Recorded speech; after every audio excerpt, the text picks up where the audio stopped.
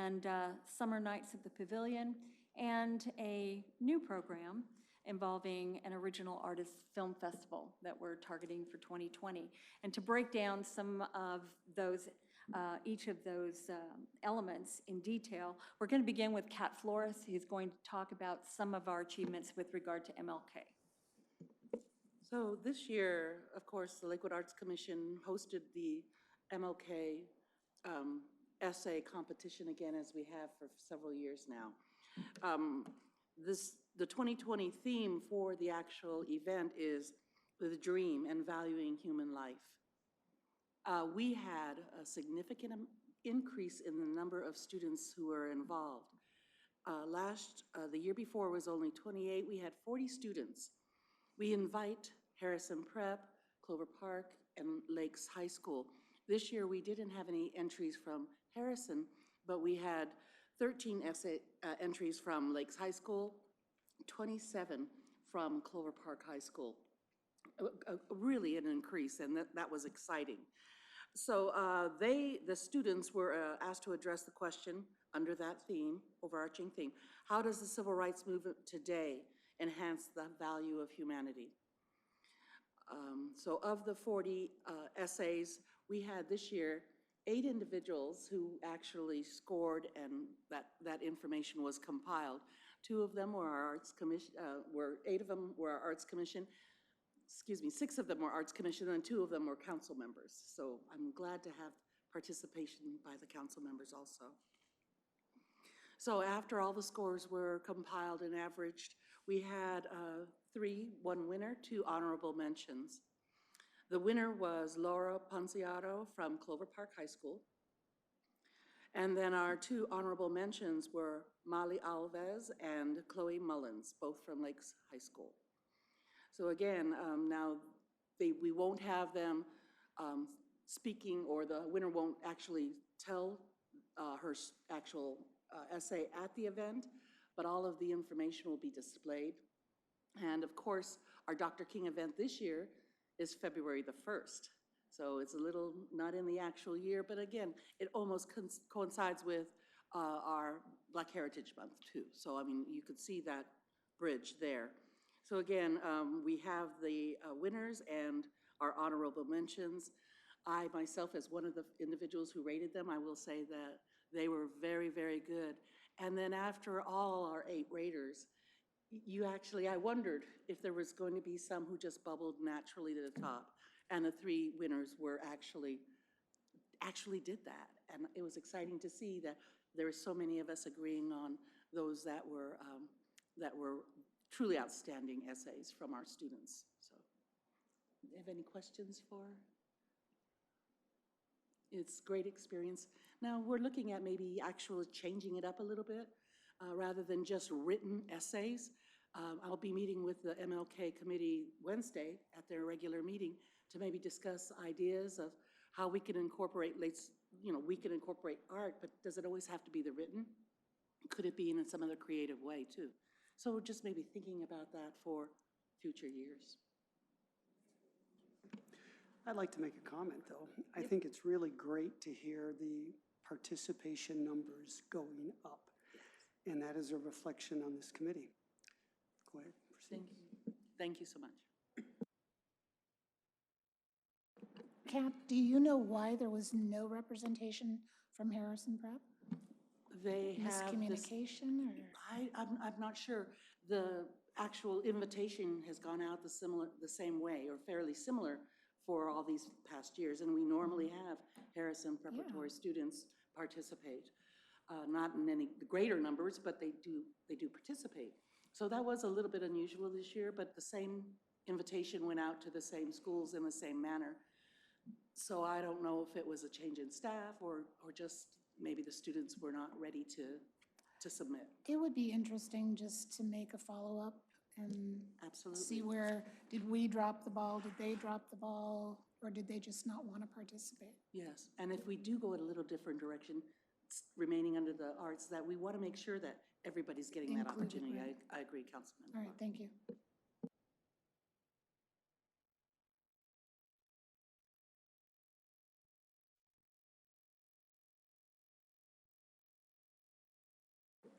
Okay, moving on to the Holiday Festival and Christmas tree lighting event. That was a very big success for us last year, moving the event from a Friday to a Saturday. The participation rate was just exponentially larger as a result, and it was wonderful to see so many families, so gratifying to see so many families able to participate in this event. With that said, we're going to be continuing in that same vein again this year. Our event is going to be December 7th. We will continue with the Candy Cane Lane vendors, holiday market vendors. The fire pits will be out, and there will be, as a result of some key learnings, there will be a full day of entertainment that will be provided by entertainment masters. They will be orchestrating kids' activities that will enable them to be more engaged throughout the day, that will go beyond just perhaps the Lego contest and other things that we have done in the past. So there will be a reason for families to gather for longer periods of time to celebrate the event. The parade route was a tremendous success. Last year from Park Lodge. It was great having Lakewood Ford provide the cars. I think some of you may have ridden in the cars to Lakewood Town Center. And it was a change this year that it is a change this year that we're considering with regard to the race. We will be doing a Jingle Bell Dash as opposed to including the 5K race. And that will be encouraging participants in that to dress in costume, and they will be carrying torches of blue lit snowflakes along the parade route, kind of as a nod to Chamber and the blue light. The event will not include this year the holiday storefront decorating contest because we believe that it was better migrating that to the Chamber. And they have taken that on this year as it's a much more retail-centered event and encouraging them to participate. And I think that's pretty much all I can say about the holiday event, other than the fact that we're gearing up for it and we've got some very, very great plans moving forward.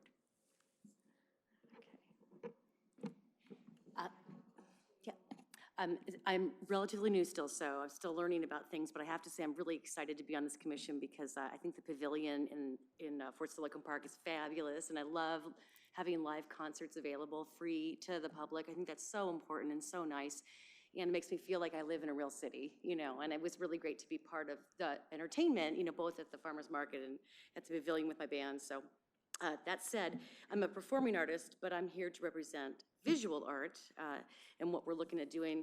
As you know, it's just so lovely to see art. It just helps us all be calmer. You know, we've been looking at rotating art on a quarterly basis, visual art, wanting artists that, you know, are as local as possible and plugging them in. And so we have a new partnership we're really excited about with Lakefold Gardens, which is such a nice partnership because they're right there and they are very committed to artists. In fact, we have on our commission now the executive director of Lakefold Gardens, Sarah Warner. And so that's really wonderful. And she has a huge network of artists that she already works with over there at Lakefold Gardens. And they focus on art and are going to be workshopping some art days that we're going to kind of pile on and use their facility because we tried to use our facility.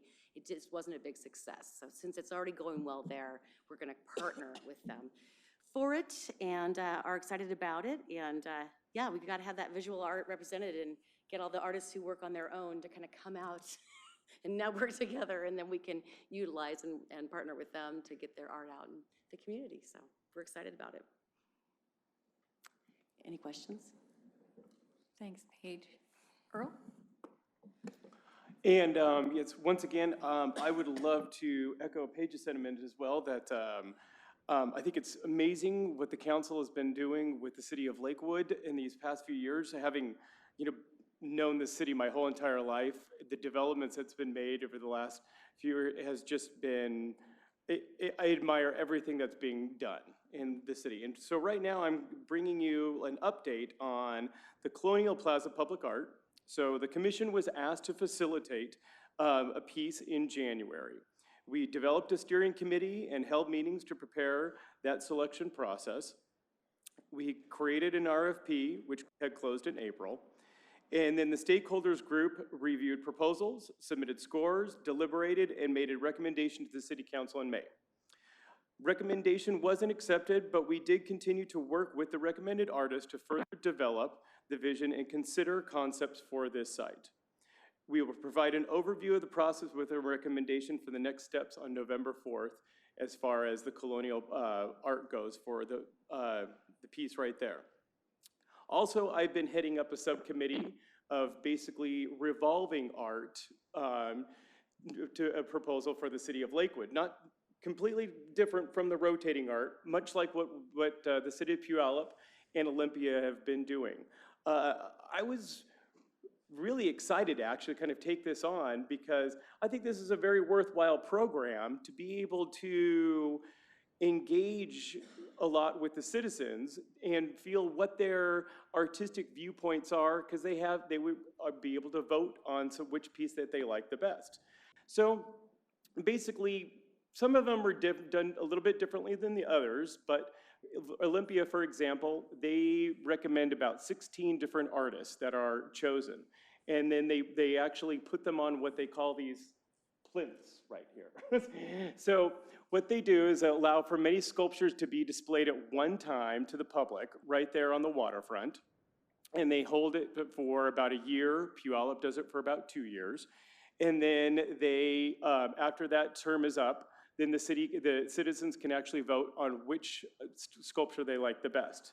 And then the city of Olympia actually then purchases that piece of art for no more than $10,000 and such. And so it's a very cost-effective program for a city to actually bring a lot of different pieces of art and expose its citizens to these different mediums. Let's see, and then, so it's always rotating, so it always keeps it fresh. And because, as we all know, some people can be a little bit critical of art, and so this is a great way to be able to figure out what their viewpoints are, but while keeping it fresh as well. So these are two sculptures that I believe are on display at Olympia right now. These plinths, also pedestals, pretty kind of an ingenious little idea. I mean, the way it works is all of the hardware is actually contained inside the pedestal itself, and then the top is easily removable to where it's given to the artist, and then the artist can actually then mount their piece of artwork onto that plate for an easy installation. So when the day comes, everything is all said and done. All they have to do is, put 4 more bolts down to actually secure it down to the plinth. They vary in size and in shape and in height and such, depending on, and then the artist can request which one they would like. It's very affordable, clean, and let's see, and then it's a very low-cost installation and maintenance for both the city and the artist. And then the city can actually determine how many they can have at one time. If we wanted to start off with 5 or 10 or even 15, the choice is ours. And so then the city of Lakewood, it's like, I would like to actually, see if we actually did something probably right there at in front of the Lakewood Theater, and then you could always rotate out to different pieces of art to kind of keep them more fresh and attractive. The template's already been done and established. I mean, cities have been doing this successfully, so there's no reason why a city like ours can't do it. It engages the citizens, and the more art within our community will help celebrate our diversity, and it's just a win-win. Gives an artist an opportunity to display their art at a low cost to the city as well. And then another lively thing that we've been researching is doing signal box wraps as well for a lot of, the gray signal boxes that can be a little bit drab around the city. The city of Kent has done this, and they've been doing this very successfully. Also, I think it costs about like $1,000 per artist. And then, but the city will cover like wrapping everything around, and then they chose about, I think the city of Kent does about 8 different artists at one single time. Opportunity for emerging artists to display their work, low-cost installation and maintenance, deters graffiti, and several artists are engaged annually on an annual basis. And so I think that's about my presentation for the revolving art. Is there any questions?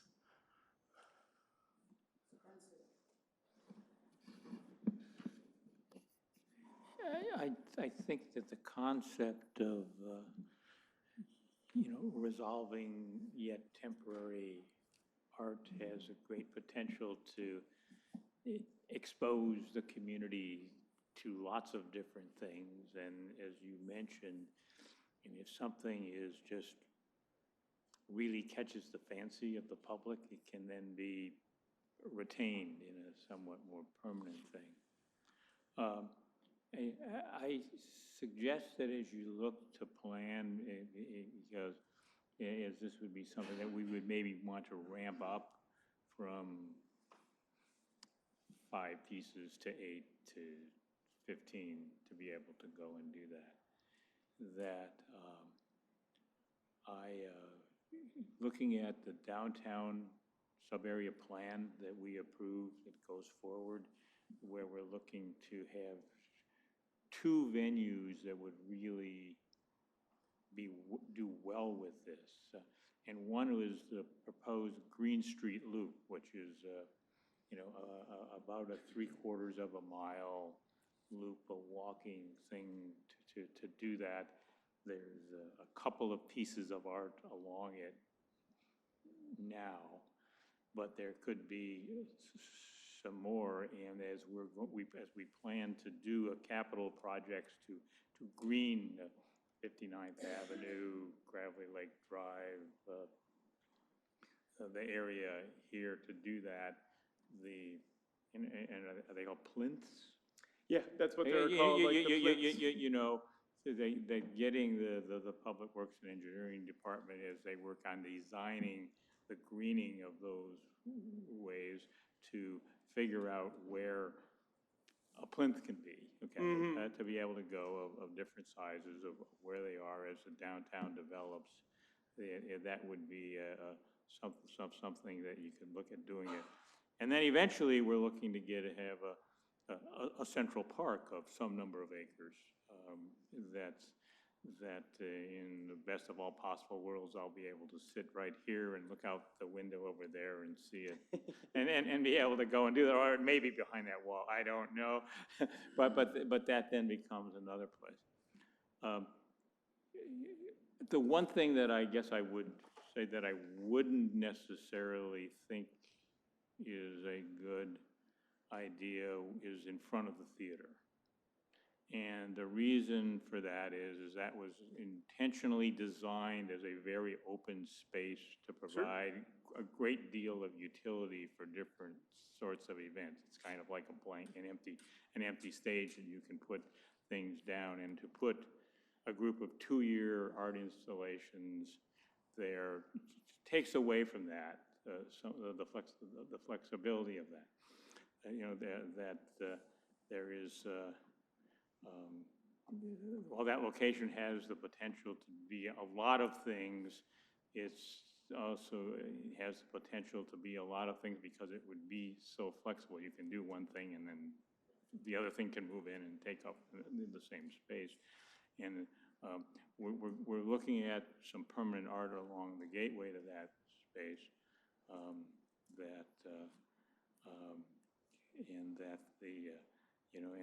and I think that I can speak for my colleagues on the council that we really appreciate all the effort that went into the initial stages of coming up and vetting that art, and you're somewhat the victim of, we didn't really know exactly what we wanted when we sent you off to find it, and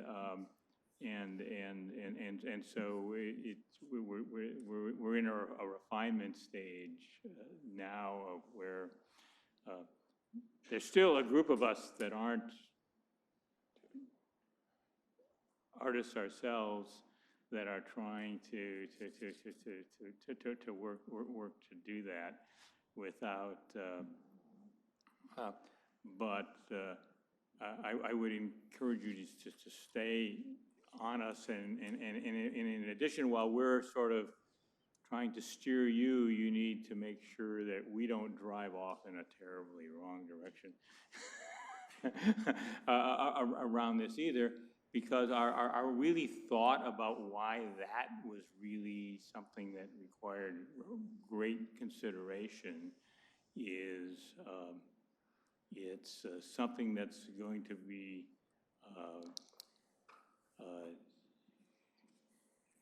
it's intended to be permanent, and we're looking for it to be something that has kind of a landmark status for our community, as that entire place does.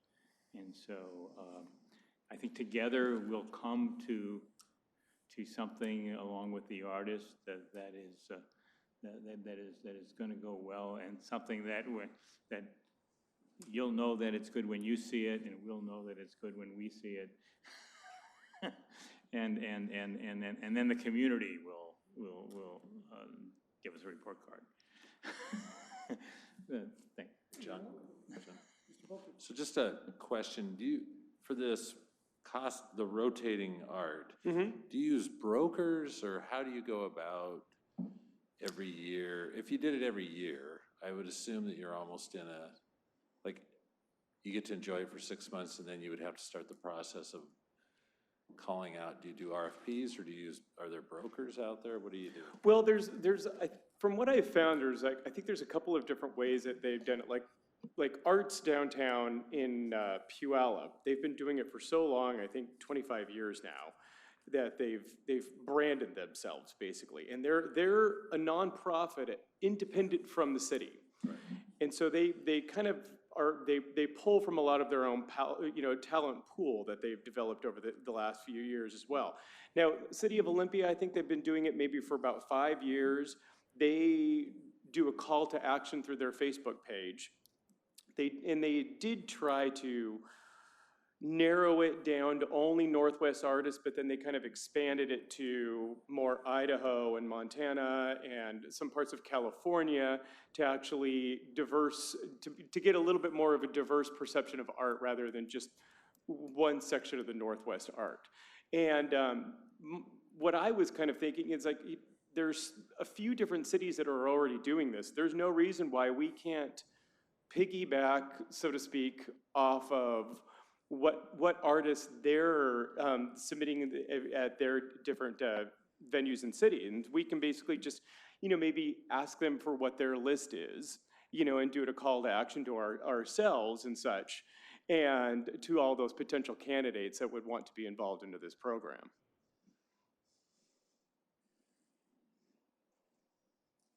What's your time frame for that? Are you actually getting that moving? And also, I do like the signal box wraps. Are you going to move forward on that, or are you waiting for approval? What's your time frame on that?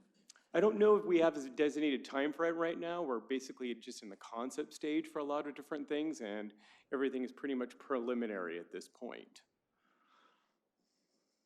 I like time frames. I do too.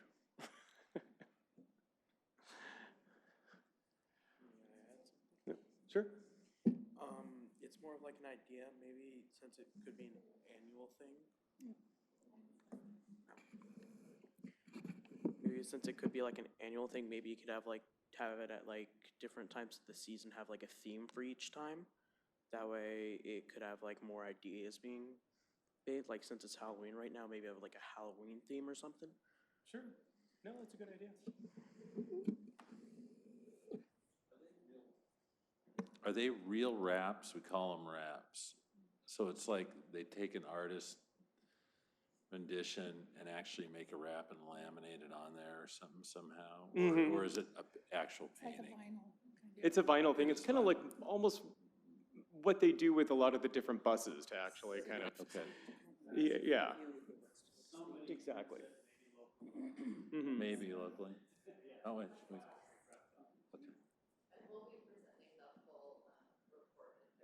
Okay, good. Okay, Daryl, over to you.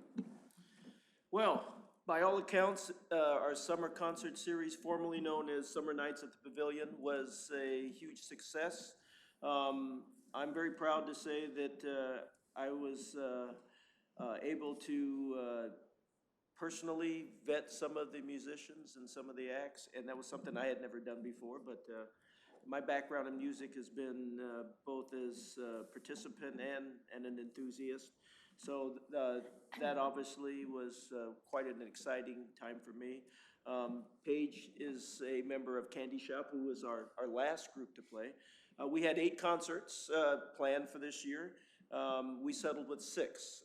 When the subcommittee came to agreement, we found that to get the acts that we really wanted to go after, we were probably going to have to pare down the dates. So we did so. So we decided on 6 dates. We tweaked the times of the concert. Originally, we thought 6:30 to 8:30 would be a good idea, but we decided on 7 to 8:30, and I think that fit well. Thursday's a great fit for us. Obviously, Stilicum's been doing this for quite a long time, as many as you know. But personally, we didn't really want to do a redo of what Stilicum's doing. Obviously, they have the trappings, they have the wonderful view and all that, but we have the pavilion. And I personally heard from a lot of the musicians that they found that the pavilion was just a wonderful venue, and it was a great joy to hear that coming from them. So I would like to put a little nod your way that they were very much appreciative of the venue. The events started with the 313th Army Band all the way from Huntsville, Alabama, as they told you. They got us off to a really rollicking start. Even for an Army band, they had a lot of interesting, varied material and got the crowd going. Our second offering was the Beatles tribute band, Lonely Hearts. And I think that one had the biggest attendance. And it just a wonderful evening. People were giving in their requests, and they were happy to perform. That was followed by Dakota Poorman, a country group, and they were well received. It was kind of funny because the bassist was late getting there, and so they had to kind of make do, and they gave him grief when he did arrive. But one of the things that I found that was really spot on about the performances was the inclusion of Hearts for Art, part of the Asian Pacific Council, and ALA. They did such a tremendous job of getting the crowd stirred up, and I really felt like that was they were really much a part of what we were trying to do in terms of inclusion and diversity, and that's going to be the hallmark, I think, moving forward in terms of who we're looking at. Excuse me. In addition to some of the more known acts around the area, we're going to take a look at some ideas that probably you don't usually see at a community affair. We're going to start looking at acts that you wouldn't really think of as performing in the park per se. Maybe they would be more accustomed to a nightclub or something like that. And personally, I think different music, different genres, a little out of their element, where people can see them, is just going to bring a whole new awareness. And that's something I'm really interested in. So we'll go for 8 events next year. And we are very appreciative of the city's involvement, specifically the lodging tax grants, and we look forward to many years of support. On a personal note, if I have time, on a personal note, I've been involved with music probably since I can remember. It was in the household. My parents had a very varied, eclectic collection of music, and it was always around, but at the same time, there was art in the house. And I think at an early age, I would look at an album cover, right, and the art that was on an album cover, and I go, okay. And then my dad or mom would put the album on, and I go, okay, so when it's that cover, it's that music. So they were always intertwined. And so I'm gonna, if you'll indulge me, I'm gonna pass this around to the members. And it's two-sided, if you don't mind. And from a personal note, I think music probably steered me in the right direction. As you will see with these pictures, with a little bit of background. A little bit of background, this photograph appeared on the Tacoma Public Library a while back, and being kind of a history buff, I was kind of going through there. I go, you know, you can key in things like City of Lakewood, so on and so forth, and I go, wait a minute, that picture looks familiar, very familiar. And I drilled in, and I go, I know this, and so I looked at it really close, and I go, yeah, I remember that. This is Clover Park High School's old gym, by the way. And so I emailed the Tacoma Public Library staff and said, well, I have a little bit of background on this. I'm in the picture. And so they emailed me right back. And so I gave them the details, which you'll find on page 2 there. And I was quite surprised to see that when I refreshed the page, all that info was there. So to bring it to a conclusion here, I can personally tell you music and the arts steered me in the right direction. And if we can do that for young people, bring awareness and bring acts that they probably wouldn't see in an environment that they're accustomed to, the park, obviously. And it was just so great to see young kids who don't need any encouragement at all get up from their blanket and just engage on the stage freely. And they taught us all to be kids again, and I really took from that. And so the other thing about the picture I'm sharing with you, take a look at the smile on this kid's face. So that was a story that began back in those days. Most of the choir directors, band directors, and orchestra directors visited the other middle schools and junior highs. And so Mr. Wilkie did just that, and he visited our concert at Lockburn Junior High. And he sought out my parents, and he came up and asked, I've been watching your son. Do you think he would be interested in auditioning for Tacoma Junior Youth Symphony? And about this time, I was within earshot. And of course, Dad said, no, he's not interested in that. He doesn't have the attention span for it. And so Mom, which Dad did. And so Mom said, well, Frank, why don't you let him explain what this is all about? So he did. And so Dad said, well, when do they rehearse? He's still trying to find a way out. And so Mr. Wilkie said, well, we rehearse on Saturdays at Tacoma Community College. And Dad said, well, one or two Saturdays a month, I can't bring him. So Mr. Wilkie said, well, where do you folks live? And so Mom interjected, well, we live in Lakeview. And so Mr. Wilkie said, I'm familiar with Lakeview. How about we arrange that I pick him up on the Saturdays you can't take him? And at this point, I'm listening, I'm going, oh no, no. That means I would have to ride in with the band director. And so it was decided that we would do it. I auditioned, and I was chosen, and it was just a wonderful experience. And to this day, I look back fondly on that. And so, in conclusion, and I'll open this up for questions. In conclusion, I'd like to see a young person have that same spark that I had, and I'm hoping that the commission and the council have some of those same insights and visions. So. Any questions? This is a question, and I'm looking over at Sally and looking at the whole group. Is the concert series something that we need to be looking for a major sponsor on, or sponsors on, like individual nights, or is that possible, or is that kind of what other concert series do, or do most cities just take them on?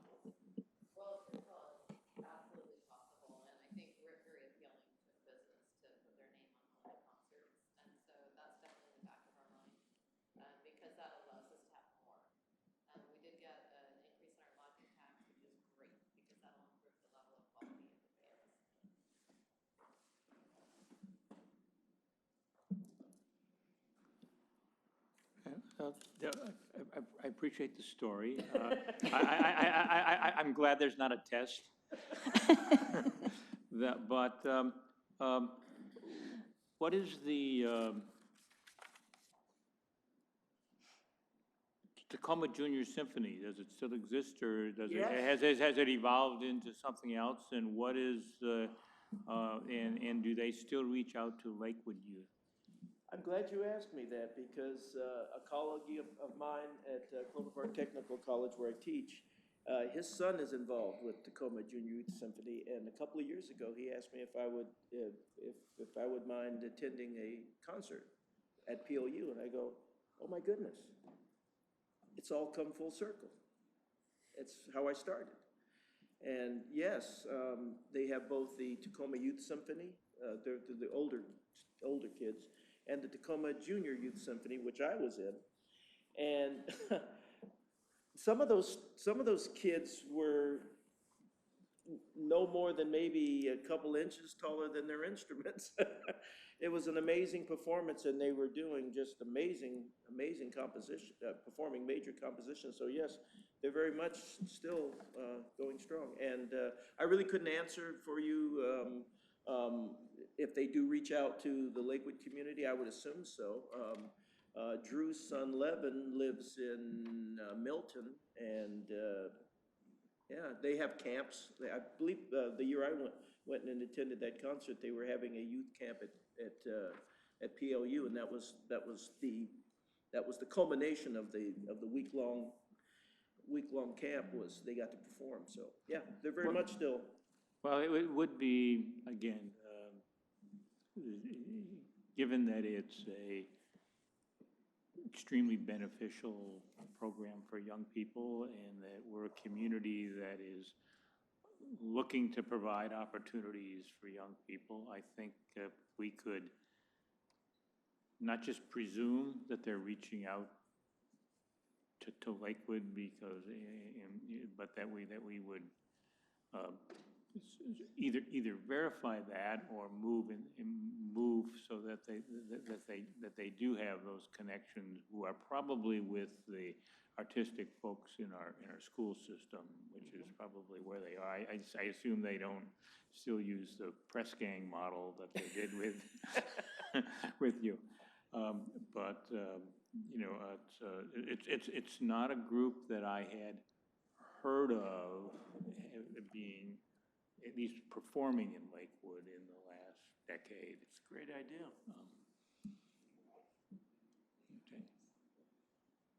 Okay. So this is from a young person's perspective. Are you basically like think about going around like to every school and asking like the band people if they want to join, or like what's your plan on doing that? That's an awesome idea.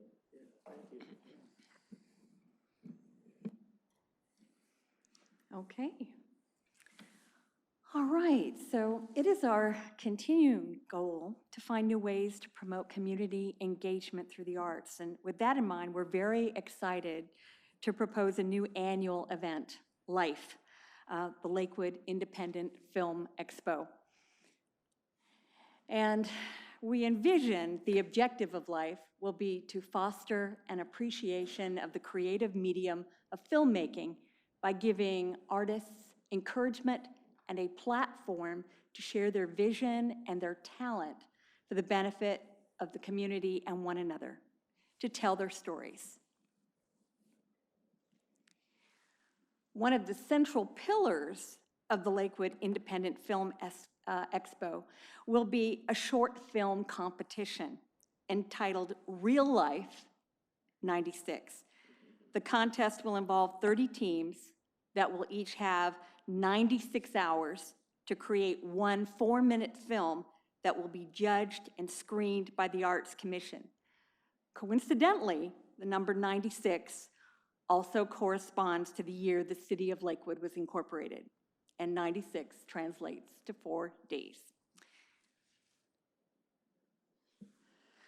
The Lakewood Independent Film Expo and the short film competition, Real Life 96, will allow us to build a stronger foundation for year-round community engagement, building partnerships with local schools, film groups, and industry experts, leading to long-term growth and the potential for increased travel and business revenues as a destination event. Any questions? Okay. Beg your pardon? Yeah. And as a prelude, thank you, council members, and even those of you that can't be here, who I'll call on tonight anyway, to be part of this city where we can grow these things. And a city manager, I've heard Paul talk, or John talk, and found that we have a city manager whose job in running the business of the city does include how we integrate into the arts, and it's kind of the softer side, and that's very cool, I think, coming from our perspective. I think it'd be logical and easy to understand a city being run like a business without regard to these issues. And coming to you as a guy from the Chamber of Commerce in business and a parent of 7 kids, probably that's all. One of them 2 years old at home and 3 other kids at home. Interfacing the artwork, the art in our community with the way the community is growing is fantastic. This is a city that we're loving that for that reason. Our kids are homeschooled. There's a new high school band emerging. You asked about a band you hadn't heard of. The Lakewood Area Homeschool Band is an emerging band that you're going to start to see like a regular high school band, I think, as that's growing and improving. And this community needs to support that kind of growth, and this Arts Commission participation is huge for me, for us, for that reason, because the schools don't have the resources they did or the time with the requirements of what they teach and how many hours they have, and we're just thrilled to see this as becoming a children-friendly community as these things come and grow. We did build some questions we have for you, especially with regard to clarity with what we do and what you expect us to do and what you've seen us do.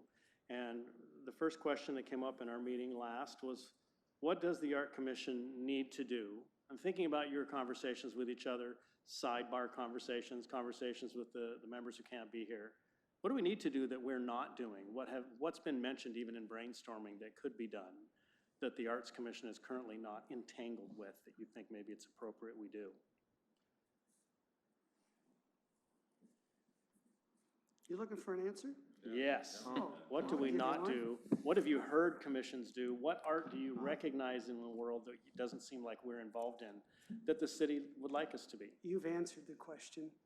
Given this discussion that I've heard tonight, I don't see where you have a limit.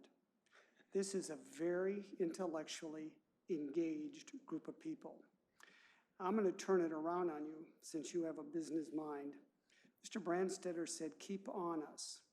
Todd, do I need to repeat those 3 words? You see my point? You guys are doing a very good job, and I want to point something out here. I taught for 28 years in a college, and I used to tell my students I learned as much from them as I hope they learned from me. This young man has given you 3 good ideas, and I think he stumbled on one, and that is, why not use the high school campuses and the college campuses for that revolving art idea? I mean, I also appreciated the work you did in the numbers you produced, the way you produced or showed us what your ideas. But it's not just you, it's all of you. So what can you do better or need to do? Keep doing what you're doing.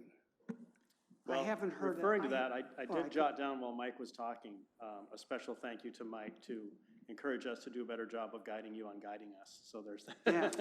That's Now, exactly what you mentioned. I mean, this is your committee. Stay on us. You have and you've, again, coming back to you answering your own question, you singled out the city manager and for what he has done and what his staff has done in making art a reality in this city. So, I mean, the sky's the limit. Is that, Murray, did you have anything you want to say, Paul?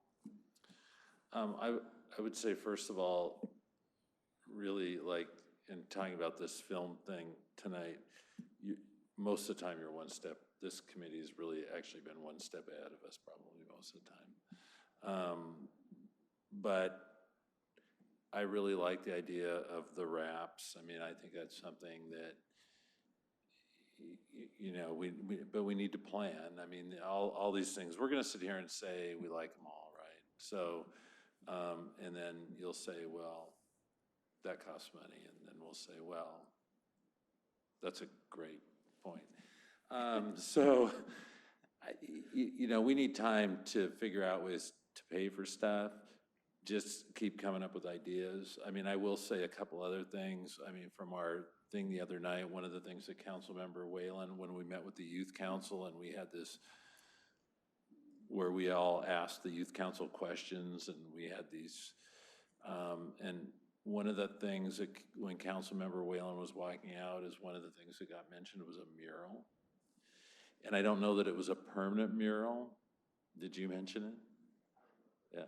He said, you know, they were talking about a mural, and I don't know if the idea was to have have an artist do a permanent mural of Lakewood or something, or it was just a wall that you could invite people to paint on, like, you know, when things came up, because Councilmember Whalen mentioned something that they had at Gonzaga where they just would paint it, the wall. I've never been there, but so there's that, but you got to find a location. You got to find a location for the art. Use of the Colonial Plaza for,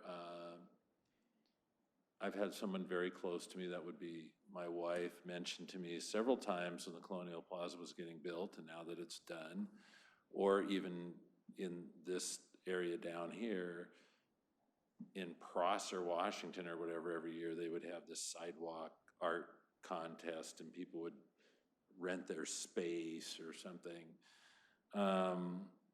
Another idea that came up was when you're in University Place and you go down the road to Curtis High School, they have their own banners. We've been heavy into banners. We love the banners, but could the high schools have their own banners or those kind of things as you get closer to into each area? So, I mean, there's a million ideas out there. It's eventually, you know, who can write the check, but leave that to us. And I think that we're also in some sort of agreement, despite the issues we've been having trying to agree to a piece of art at the Colonial Center. I don't know that I'm stepping over. I think that we as a body have indicated that we would like to be purchasing outdoor art, which then goes into what he was talking about earlier. If we have these things where the public gets to see them and they say, we really love that piece, that we can then purchase it. Because I think that we have, emotionally committed at least, or committed as a body to be purchasing outdoor art on a regular basis. Now, what regular basis? I would say at minimum of every 2 years, right? So, because I think it takes us that long to fund it, figure it out, digest it, you know, argue about it. I think 36 months is probably a more realistic figure, but considering we've been a city now for 20-something years, and we really have the piece out front and that other piece, and now we're on 3, we're at 8 every 8 years or something, right? So, you know, moving down to every 3-4 year period, I think. So there is that outdoor, so you can never, I don't know if you as a body can ever not be thinking about the next piece of outdoor art. So, because it probably takes that long to figure out where you would put it, how you would do it, you know, plan it. So that's where I'm at, but good job. Appreciate your work. And actually, I would say that, again, speaking for myself, but I think a lot of the members of the council would say, the idea of the Citizens Committee is to actually bubble up ideas, right? So when you bubble up ideas on stuff because you hear stuff or you see things and then you put it through the committee and it percolates up, you know, that's what these citizen committees are essentially for, right? They're advisory committees to say, hey, what do you think? Rather than just, I mean, we'll tell you what we think. I just gave you 3 things, but you percolate them, say, no, it won't work. Or you circulate ideas up from other folks. That's great. That's what you're there for, and you're doing a good job at it. Yeah, I guess that I would just, echo much of what Paul said, but tell you that as a commission,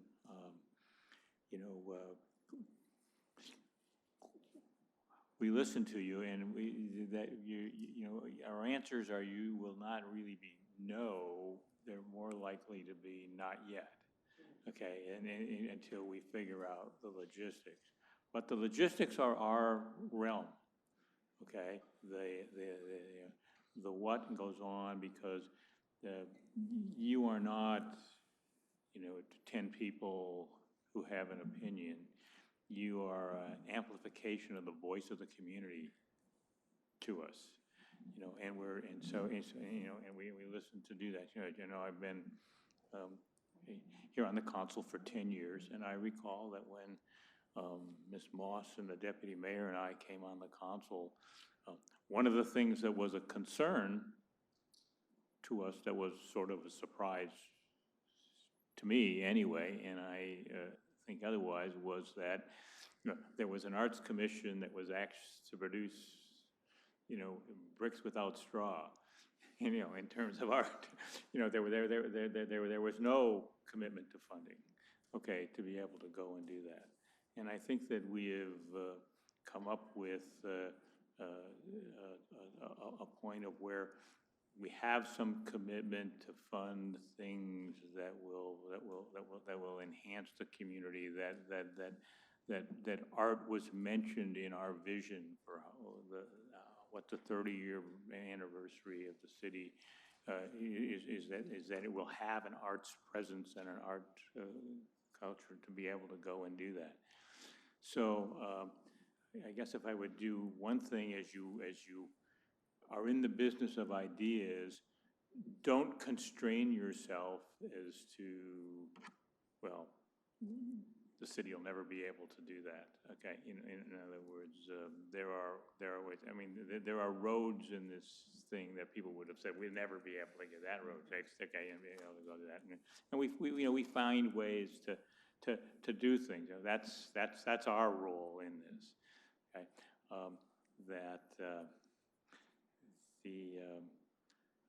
The area where this commission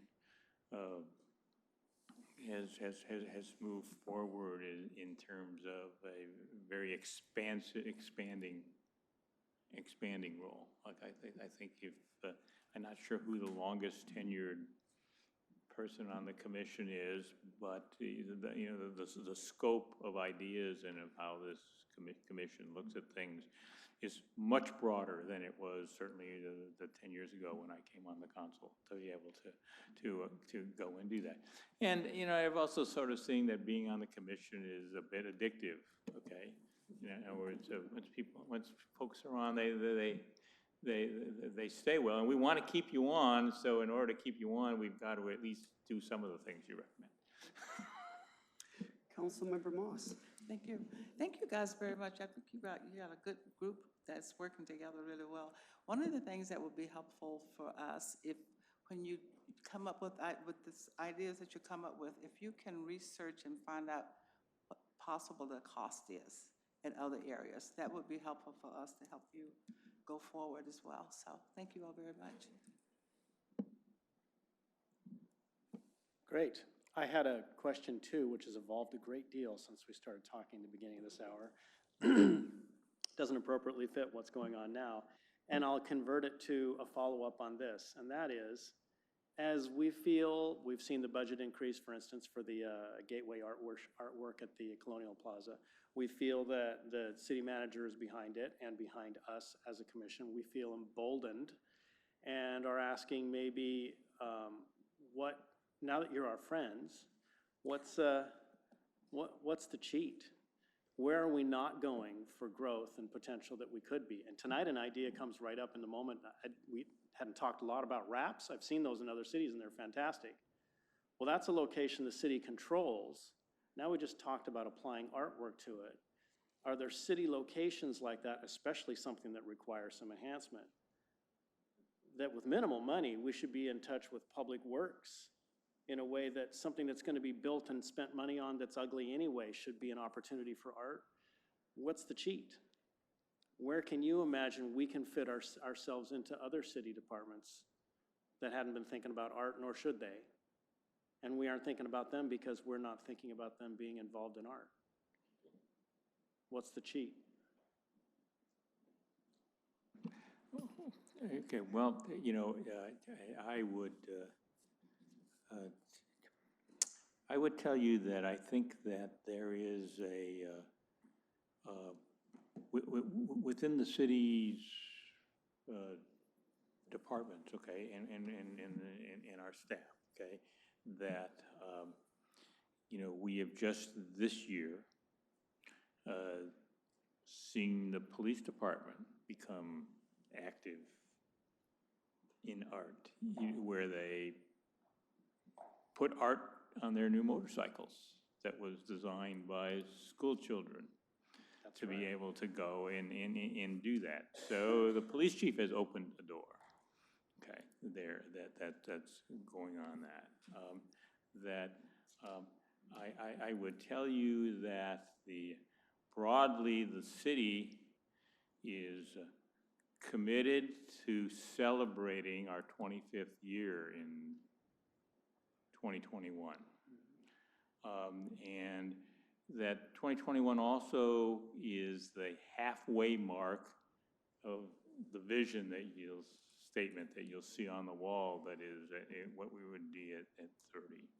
And so that's an eye to keep something on about how can art, not just that one little sentence in there where art is mentioned, but how can art play a role in the other aspects of that mission, in building and ensuring our relationship with JBLM, okay, and our relationship to veterans.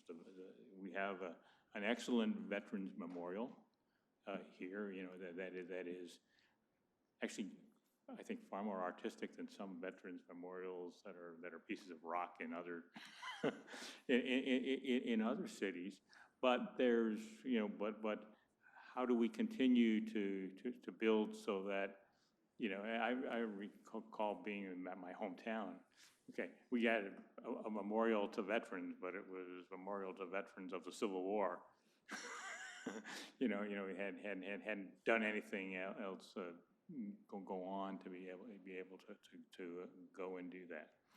I think beyond city departments that I would suggest to you that you see whether you can have some dialogue with Pierce Transit.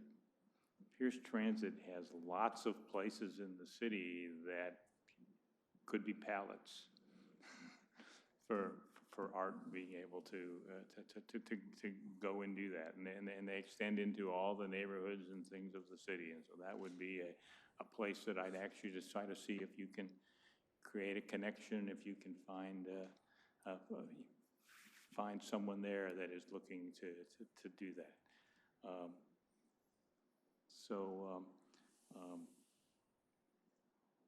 You know, I don't think that there are any of the departments in the city that would not welcome an idea to be able to go and do that, and the way that art can help with health and the environment and a healthy working environment. You know, that there is a lot. If you go through the city hall, if you get out of the hallways and you get back into things, there's a lot of art that employees have in this building, and some of it is something that they have personally, but others is things that are community things that were brought in, but that they're displayed on the walls. So, you know, I don't know that there's. The opposite to your question is, there is no one that I would tell you stay away from.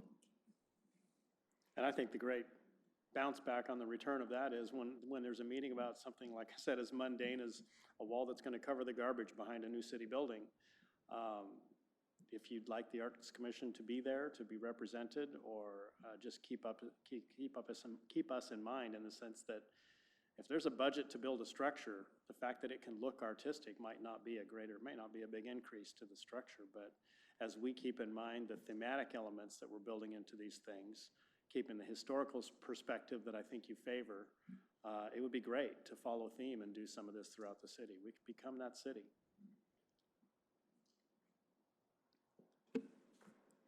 Anybody else have any questions? Or Todd, do you have any more for us?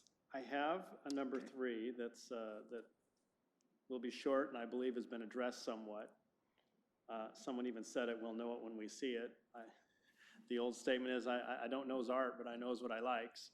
And we just want the polite yet, I don't know, stern request that we hear what it is we like. We figure there were conversations have gone on since we decided to go with a broader spectrum of plans for the Columbia Plaza art exhibit and pieces. And we just want to make sure we're in full communication about what direction you have discussed. Again, hallway conversations, backroom conversations, and in your meetings, so that we know if you're leading more toward a theme of such, Native American historical perspective, what's new in youth. If there are themes you'd like to see us focus on, we sure want to pass that on to the people that are submitting.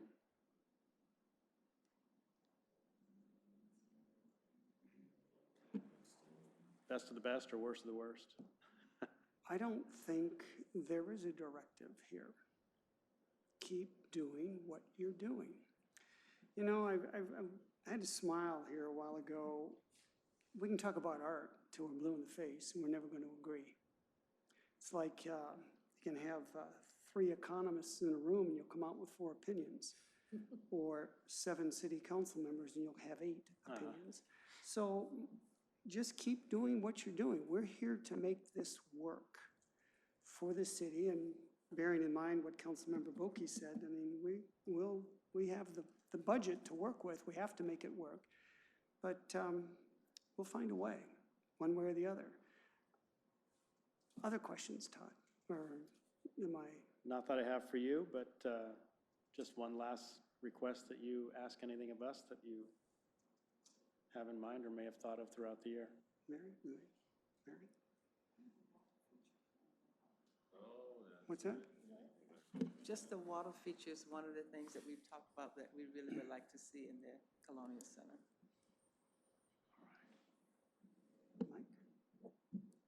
All right, you know. Thank you.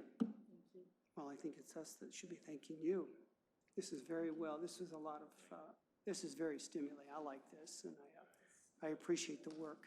Thank you. Very much. Thank No, you you're for your most time welcome. this evening. You're most welcome. Thank you. And thank you for showing up tonight. Yeah, you know, yeah, I appreciate you being here, man. It's your day out? Yeah.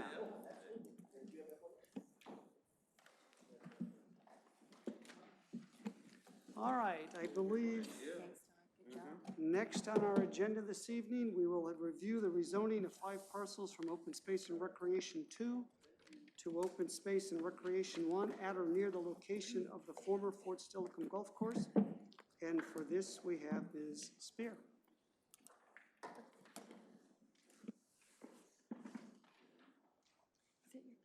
Yeah, but I gotta get my bag. Get easier.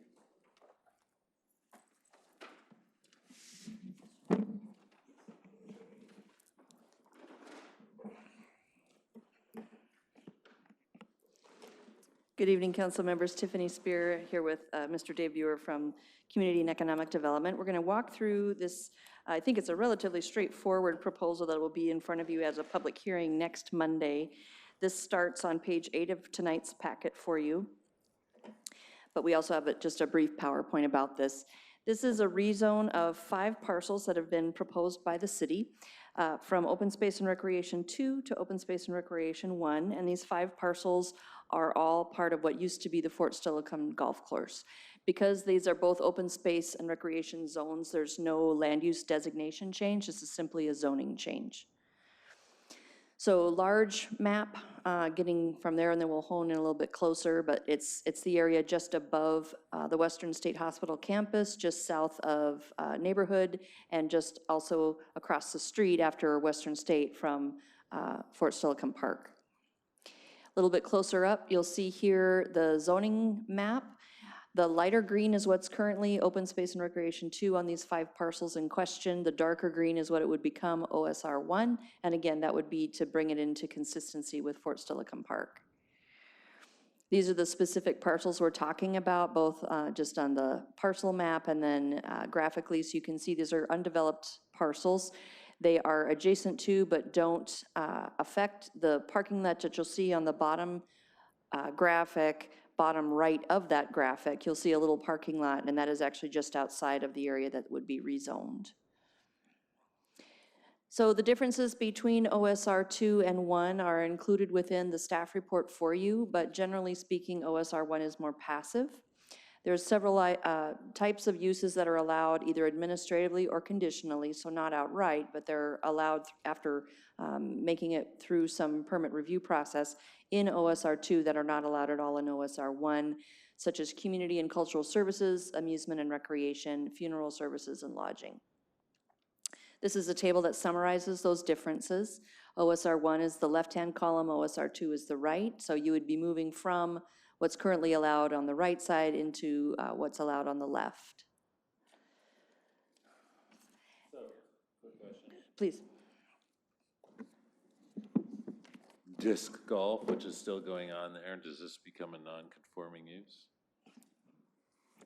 The disc golf would be in the category of outdoor recreation level in 1 and 2, so it would stay a permitted use. Okay.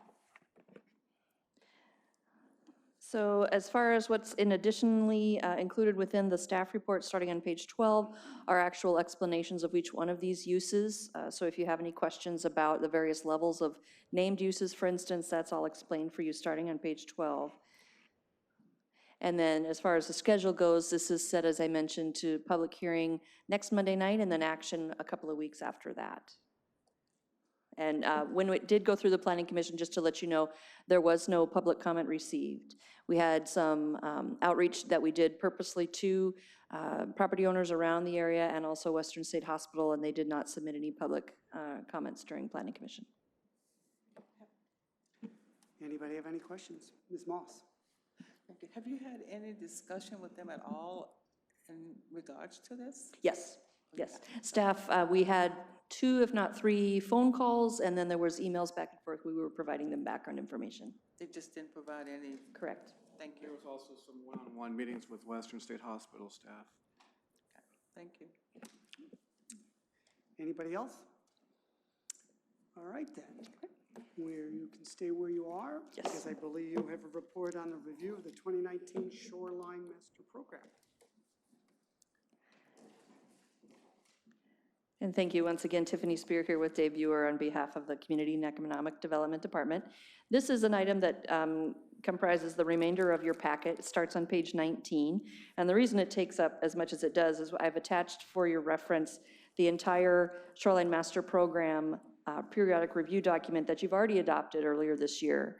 But what's happening tonight is discussion about recommended amendments to this document by Department of Ecology.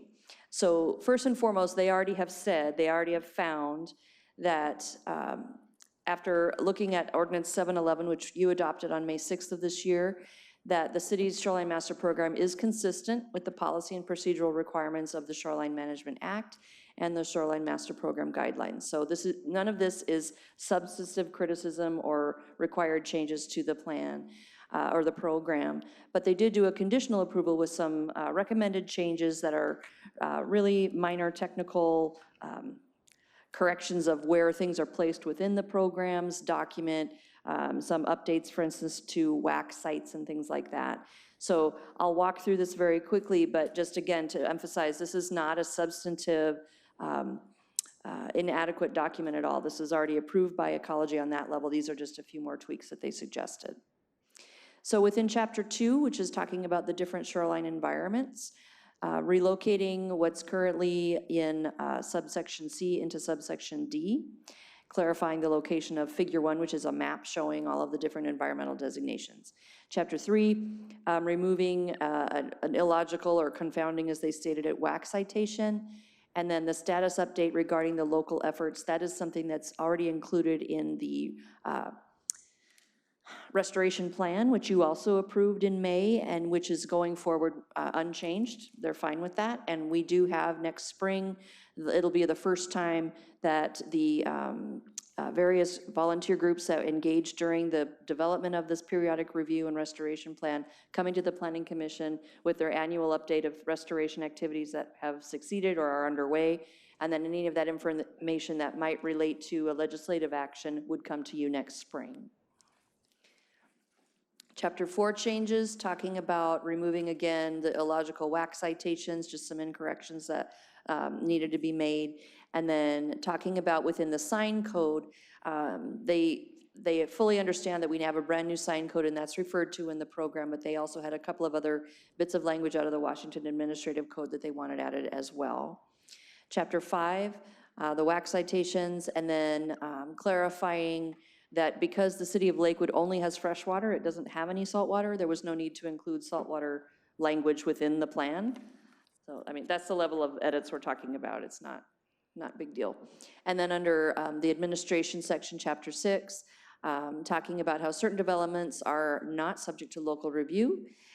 They are distinct from a substantial development permit, and then correcting a WAC citation under subsection C1. So within your packet tonight, you'll see again the full document starting on page 35. But immediately before that, you'll see in red line strikeout. So it's in a landscape format right before the Shoreline Master Program itself, the red line strikeout of all of the things that I just walked through. So those are the things that will be up for action next Monday night. A public hearing is not required. Actually, Ecology recommended that we not do it since these are technical amendments, if you will, coming from them. And that's it, unless you have questions. Any questions? Mr. Branstad? Thank you. The letter from Ecology has a paragraph that says that the city may agree to the proposed recommended changes or submit alternative language to the recommended changes, and that they'd review that, or retain the existing language in the SMP as submitted to Ecology. So do I understand your recommendation for an action ordinance to us is to essentially accept all of their recommendations? Yes. That the recommendation about signs, and it looks like where it says that they changed it from a pretty general thing to say that there's going to be signs and they'll actually say something that means that is of value.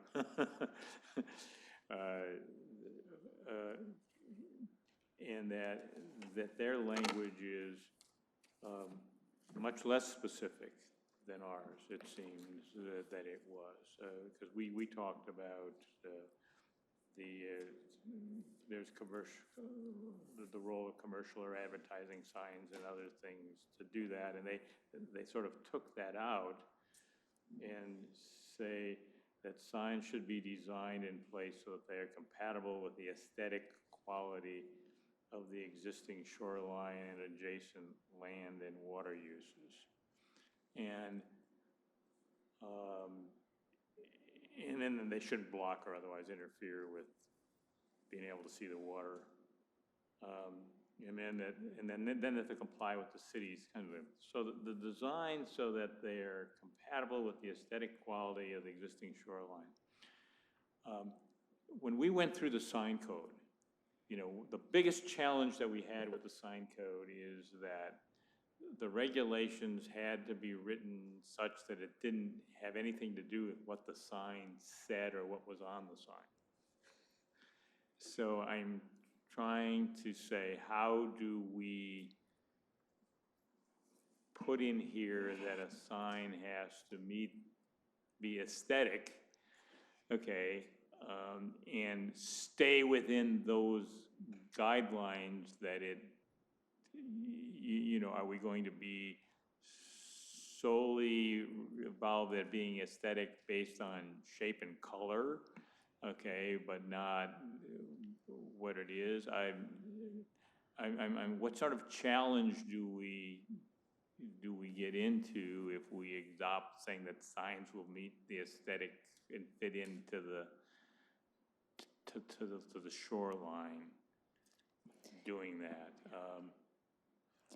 At page 101 of your packet for tonight, you'll see the way it's proposed now within the document. So first and foremost, it says there's policies and then there's regulations. And under the policy is the statement that Councilmember Branstetter is referring to, signs being designed and placed so they're compatible with the aesthetic quality of the existing shoreline and adjacent water and land uses.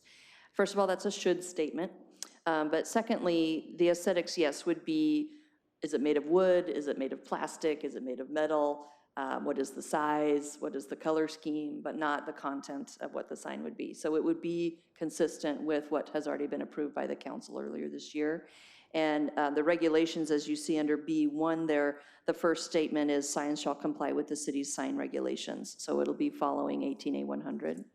Okay, so that first sentence about along shorelines, we want things to either be made or not made of certain material and of these size, and is doing that. Is there going to be a need for us as we are doing the 18A change, where the sign code lives, of adding a sentence someplace in there that talks about signs along shorelines have to, so that essentially it says the same thing?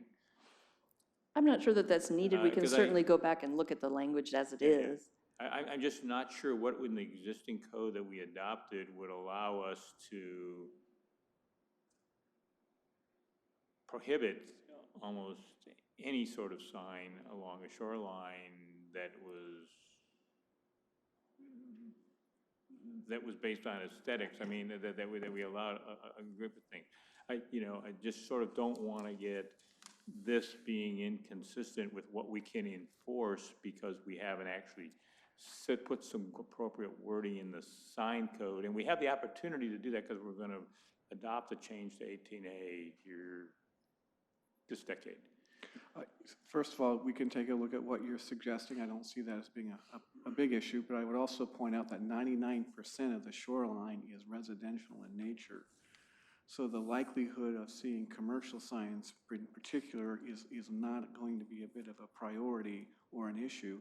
I think most of all the signs you'll be looking at will be public signs, where perhaps the city of Lakewood is placing signs about public access or to the beach, or be careful of where you go swimming as such. Those are the types of things I think you'll normally see. Again, if we had a lot of commercial property adjacent to the water, I would be more concerned. But I'm not that concerned at this point. But again, we can also go back and take a look at the findings section of the sign code to see if that's an appropriate spot. I know we have some rental properties that are adjacent to the water and things like that, and they have some rather garish signage sometime, where they're looking to go and do that. Anyway, I guess I would ask that be looked at, not that it affects what we say in the shoreline management program, but whether or not there is something that will be of value to us to clarify in the sign code to comply with the suggestion.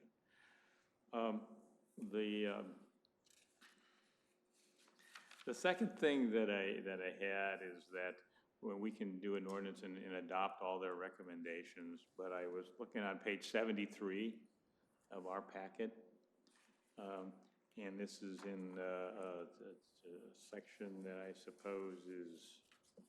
The SMA restoration policies? It is actually in, and I'll, because I tore the page out, I think it's in chapter 3, subparagraph 6, And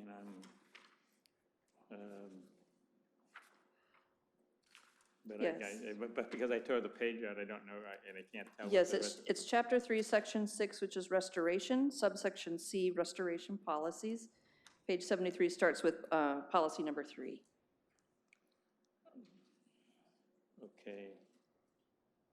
Anyway, I'm on a page that starts with a subparagraph 3 and runs through subparagraph 14. Yes. And I'm looking at subparagraph 11. And subparagraph 11 is a pretty straightforward paragraph that says American Lake North Park, Harry Todd Park, Springbrook Park, and open space, and the Chambers Creek Canyon Park should be targeted for the use of environmentally friendly materials and design during the future planned development of recreational activities. And since we worked on the shoreline management program, the Parks Board and the Parks Department has worked on a master plan for Edgewater Park. And it would seem that we should add Edgewater Park into that section as one of the recreational facilities that we're going to follow the same policy as we do that, to make sure that we have the environmental and things to as we are planning to do in the other parks. We didn't include it because we didn't have a master plan for Edgewater Park at the time when we were considering the Shoreline Master Program, but since they're giving us a redo, if we could add Edgewater Park to that paragraph, I think it would be, save us from having to do it 5 years from now when we do the next update. I'll double check with Ecology just to see if that would trigger anything on their side. I don't think it would, but I will check with them, and then we can certainly bring that forward as part of the action next Monday night, assuming the answer is no. Thank you. Anyone else with questions? Well, then, thank you very much for this stimulating discussion, like the Art Commission. And we look forward to next Monday night. Thank you very much. Thank you, sir. You're welcome. All right, everybody knows we've got what we've got scheduled for next Monday. That brings us to reports by the city manager. That would be you, Mr. Caulfield. Thank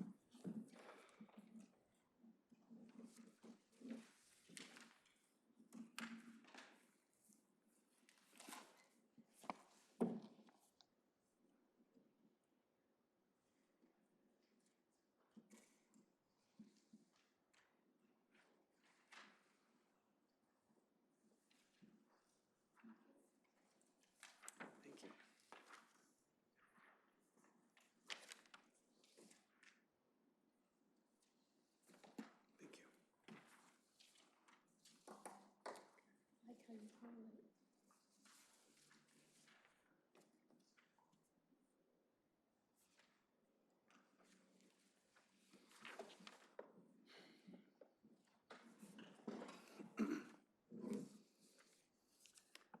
Thank you. Thank you. Evening, Councilmember. I'm sorry.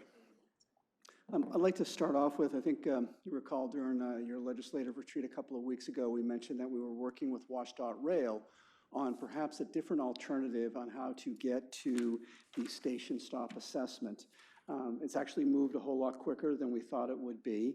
And our recommendation is the proposed language that you see here on the legislative agenda under the title Multimodal Transportation Study. And what this would be is actually not a budget dollar amount request through, for example, the transportation budget, which is what the Amtrak station stop assessment is, which is a considerable lift. I mean, we have to get in the queue, we have to get in line in accordance with a number of other transportation requests throughout the whole state of Washington, so it could take us several years to get there. So what they have recommended is that we pursue a budget proviso language through the operating budget, very similar to what we did with the transfer of ownership of Fort Steilacoom Park, and the dollar ask would be $250,000. And it would again be focused not just on looking at a station stop assessment, but to look at all of the transportation alternatives within that corridor, whether it's vehicular, bus, BRT, train, things along those lines. One of the questions we had was, why is the dollar amount not larger? You know, 3, 4, or even $500,000. And the answer was actually really simple. The answer is because the infrastructure that, for example, a station stop assessment would require is either already there or is going to be there.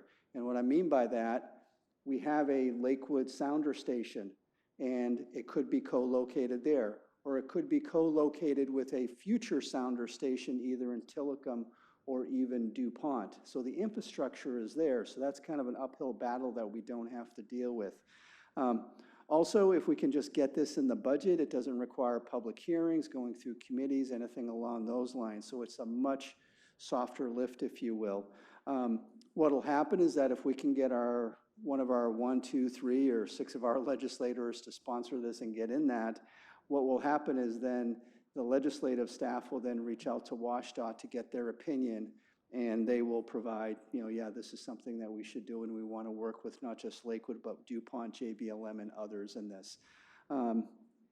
This right here is probably the most efficient and effective way to get at what we're trying to do, which is to try and get a station here in Lakewood so that first and foremost, we can pick people up, as we've heard from our citizens, but most importantly, address the public safety and the speed, which will slow the train down as it comes into our community and, of course, as it leaves. So my recommendation, what I would ask of this body, is that at your next regular meeting, that you essentially flip-flop these out.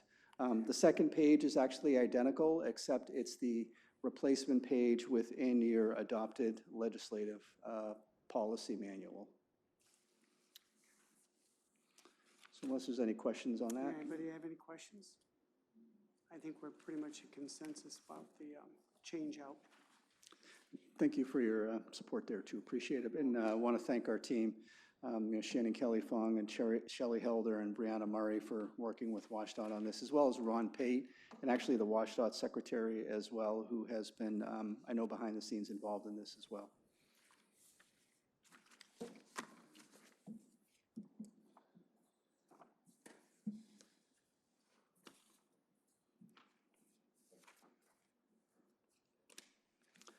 First off, I know Sally Martinez was here and Mary Dosworth, but I just want to say to her, actually, and Nikki York, and actually the whole team, they did absolutely a fantastic, actually our M&O crew, they did a fantastic job on Saturday with the truck and tractor day, and a lot of happy faces out there. They even brought in the good weather. One of the things that they actually had to overcome was on Thursday evening, a couple of, and I'm going to define them as knuckleheads, went out there and stole a whole bunch of copper wire from our, you know, our conduits. One of the things that we're absolutely amazed is that they survived, because one of the conduits they cut was 270 volts of live electricity, and we're not quite sure how they survived that. But they must have had some kind of rubber or something to mitigate the impact on that. Why that was important was it took down all of our cameras and security and things along those lines, as well as the pump over at the restrooms. So we had to, actually at first we thought we were going to have to close the restrooms. However, Jay Anderson quickly called for the facility to be emptied out first thing on Saturday morning, and then on top of that, he ordered 15 additional porta potties so that everything went off. You wouldn't even have known that that had happened. But again, you know, just kind of a fluke that we had to deal with. And yes, we are getting a cost estimate. We'll be following up with our insurance. And then unfortunately, we're going to have to go through all of those areas that they got into, as well as others, and we are going to solder them down so that they can't, you know, be pulled up. Matter of fact, they went in and they actually dug them out of the ground with shovels. They really wanted to get that copper, so.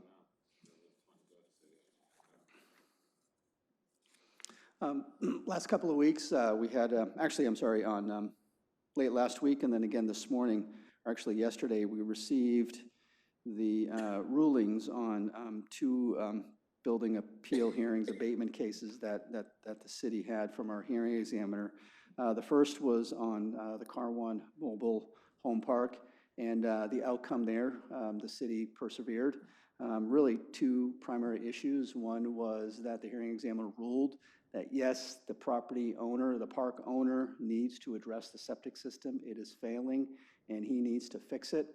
We're going to be following up with the Tacoma Pierce County Health Department this week to see what kind of what they can do, because they in the end are the regulatory agency overseeing that.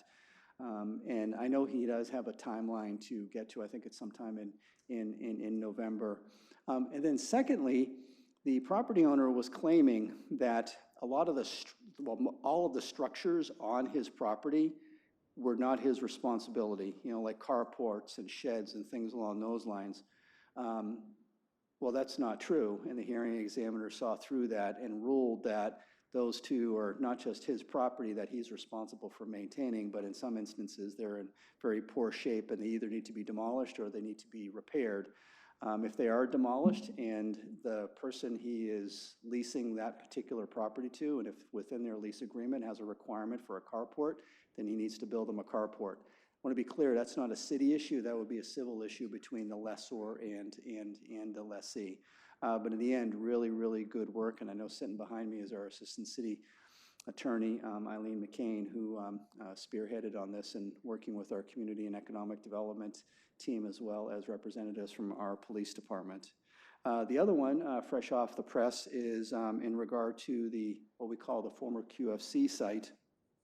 And the hearing examiner essentially again ruled, in favor of the city, sustained what we were looking for, and really said two things. One is, hey, new owner, you need to provide the city a building evaluation of a structural engineer report to show that the building is structurally sound, because based on what we see, what we observe, it is not. And so the hearing examiner said it needs to be submitted to the city.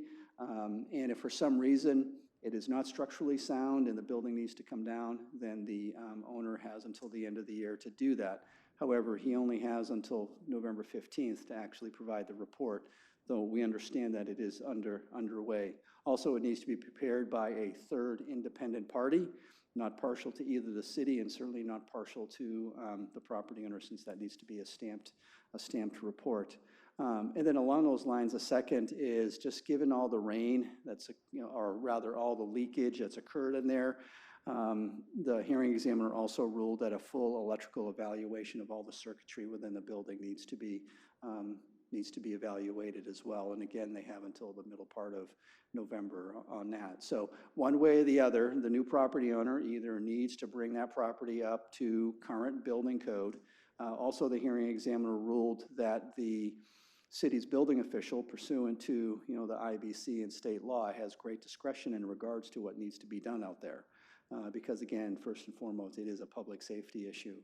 And if not, then the property owner has a decision to make on their end. But again, Ms. McCain did a fantastic job in facilitating that whole process through a couple of hearings, as well as, again, our team, our building inspectors, our housing folks, and representatives from our police department. Were there any comments from the current owners about the ruling? I haven't heard, Okay. Actually, they have the ability to appeal to Superior Court if they wish. If that happens, I will certainly keep you appraised of that. I can't remember the last time somebody's appealed to Superior Court, but offhand, I don't know. Wanted to let you know that there's a group called Affinity Group that is proposing some kind of mixed-use development down at Gravely Lake Drive and 112th, kind of kitty corner across from where the pool is. Those old white buildings down there. Tim Johnson has his offices in there. And one of the things that they have an interest in is the multifamily tax exemption program. So on one hand, that area is part of the downtown sub-area plan. However, on the other hand, the multifamily tax exemption border does not cover that particular sliver.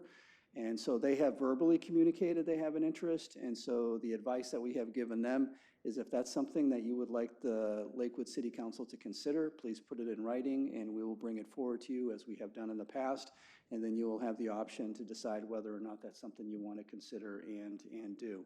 But again, since it has come up, I just wanted to give you a courtesy heads up on that. Here's something kind of fun, HDTV. I know my wife loves this channel, so I love this channel as well. And I know Ms. Barth, yeah, and the real estate, they have some cool stuff on there. So they're actually going to be doing a lakefront bargain hunt and filming an episode here in Lakewood, looking to do it. Actually, I think it might have already started, so this week.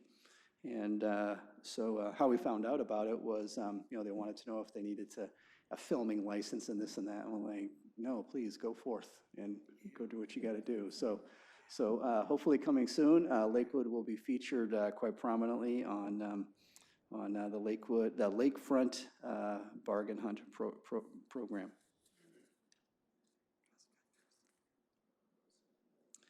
As I had mentioned, I think a couple of weeks ago or last week, the Pierce County Council did approve the Conservation Futures Funds as recommended by their Citizen Advisory Board, which included $75,000 for the city to be able to expand Wards Lake and acquire those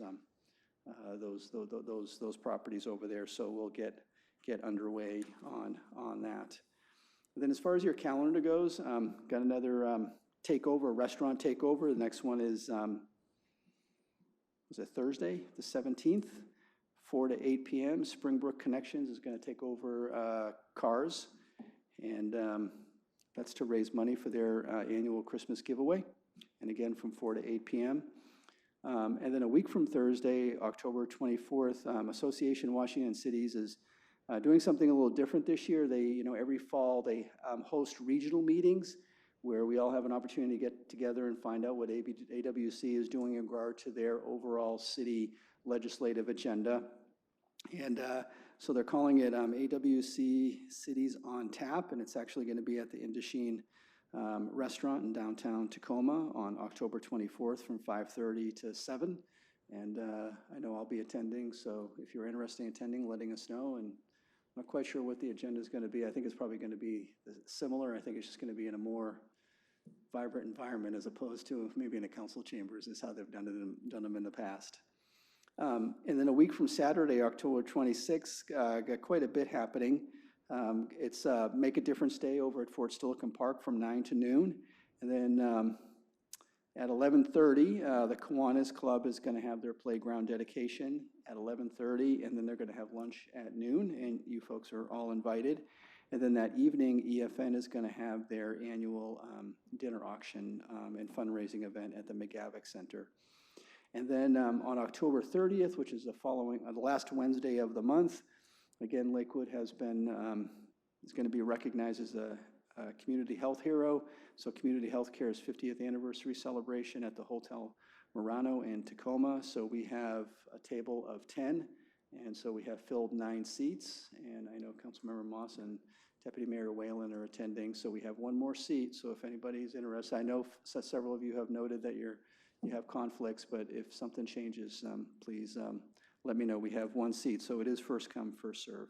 October 30th at the Murano. Yes. What time? It is from 5 to 8.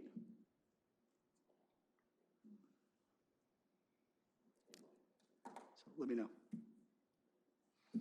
So with that, Mr. Chairman, that's my report.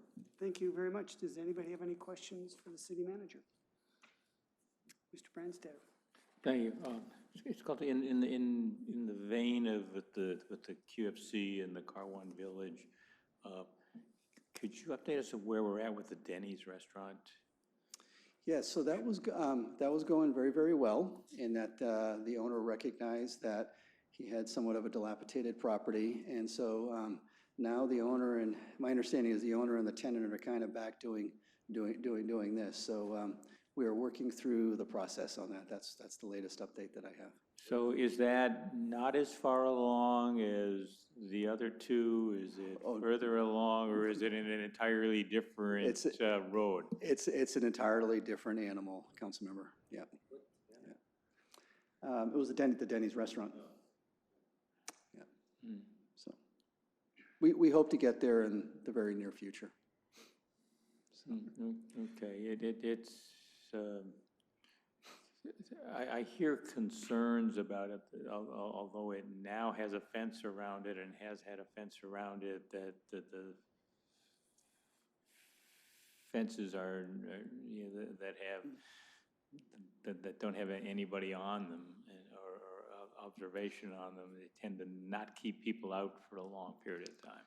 And we have been regularly reminding the property owner of that, because not only does he have, you know, a building issue, but he also has something that's turning into a public nuisance issue as well. Yeah. Okay, yeah. And again, I guess I would just pass on, along with your observations about Truck and Tractor Day, that as I was at the school board meeting today, that they wanted to pass on that they thought that that was an exceptionally good event, particularly for young people, both for young people that attended, but also for the young people that they saw that were involved in helping the city put it on. Thank you. Ms. Moss?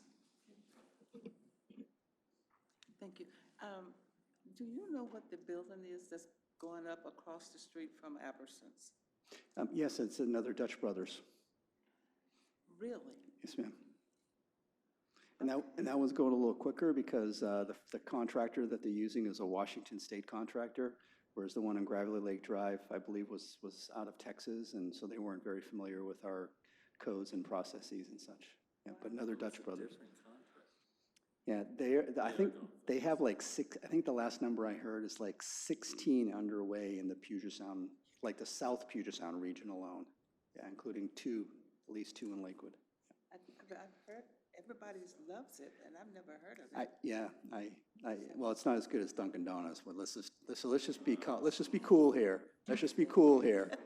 It's probably better than Starbucks, but let's just be cool here. Yeah, there you go. There you go. There you go. Yeah, that's right. That's right. So, and actually that corner, Councilmember Moss, you know, the neighbors, you know, had a number of complaints. It was a business that was operating out of there, and so you kind of get the he said, she said thing going on. So actually cleaning up that corner and having that kind of commercial development there, I think bodes well, actually for park users as well. Is that going to be just for the Dutch Brothers, that whole area? The whole corner. Oh, Yes, it will be. It's good. It's a good size spot. Yes, Councilmember. Okay, thank you. I've been getting questions on that, so now I can answer. Thank you. Anybody else? Thank you, Mr. City Manager. Thank you, sir. It's always a privilege, I think. All right, now we turn to city comments, and I will lead off with you, Mr. Branstetter. Mr. Chair, as I mentioned, I attended the school board meeting this evening. And one of the topics that they brought up and that they are interested in us having a discussion with them at our January joint meeting had to do with the school resource officer program. You know, they have some models of school resource programs in conjunction with local police departments that they would like to move towards more so than we are, and they had some things about some advantages of that. So I would say that both the superintendent and the chair of the board, mentioned to me that they are going to work to have that placed on the agenda as one of the things that we discuss when we're there. When I got a lot of favorable comments from them when I told them that we had at our retreat some discussions around updating and working towards a long-term vision and plan for sidewalks and connectivity within the city, and they had feedback back to me that was very supportive of that being both needed and beneficial, and that they were, looking for those things. And they were working today, and would probably have passed by now, updating their policy on how they are better able to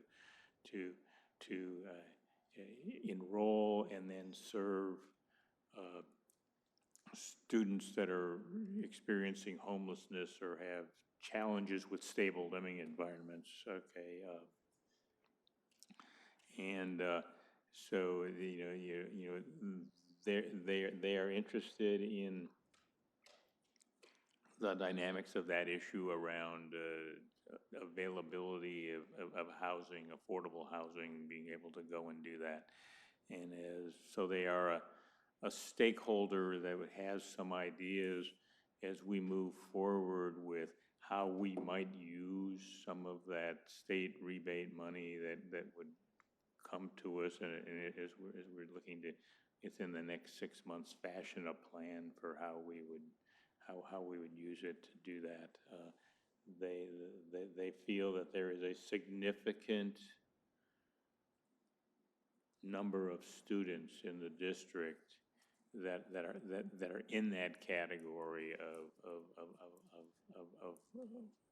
only being able to arrive on deal with transient living conditions and constantly changing. And their policy today was to try to stabilize students in a single school, even though they move around the district and they move out of the zone for one school into a zone for another, particularly at the elementary school level, but also of how to deal with the transportation challenges that poses.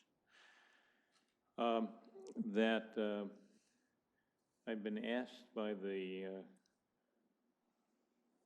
Chambers Clover Creek Council to remind everyone that this coming Saturday is Orchid Day, and that they are planning to do a major cleanup of sections of Clover Creek, hoping to actually get volunteers to work everywhere from Gravelly Lake Drive all the way to JBLM to remove trash and things that are in there.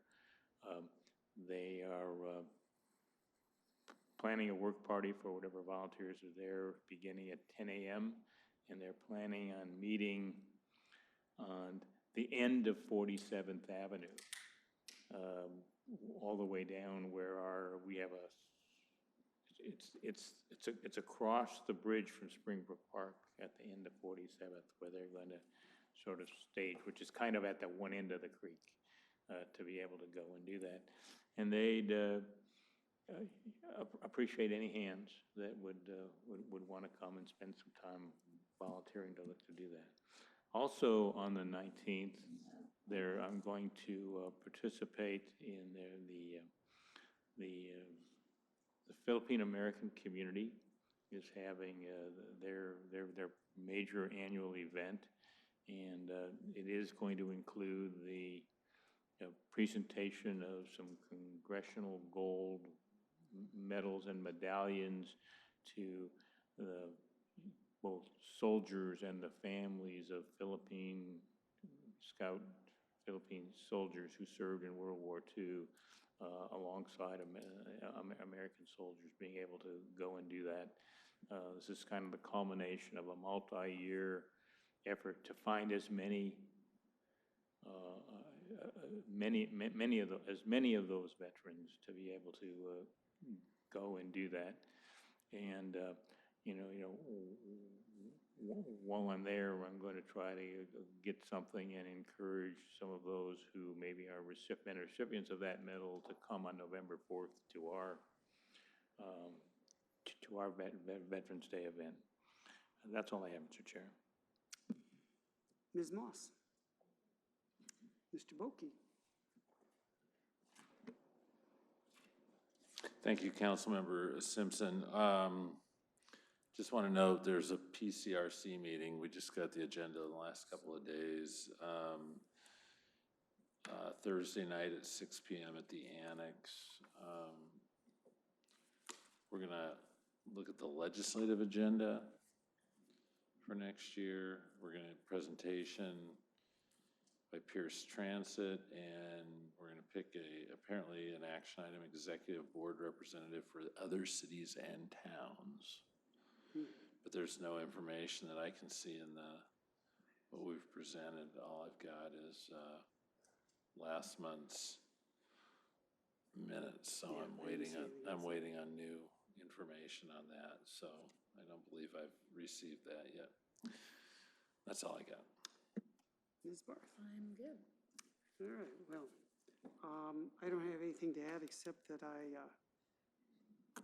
greatly appreciate the opportunity to have served in this capacity this evening with you four. It's been a privilege and a pleasure. Thank you. Now, we will recess into executive session for approximately 10 minutes pursuant to RCW 42.30.1101I to discuss with legal counsel representing the agency litigation to which the agency is a party when public knowledge regarding the discussion is likely to result in an adverse legal or financial consequence to the agency. The council is not expected to take final action following the executive session. We are in recess.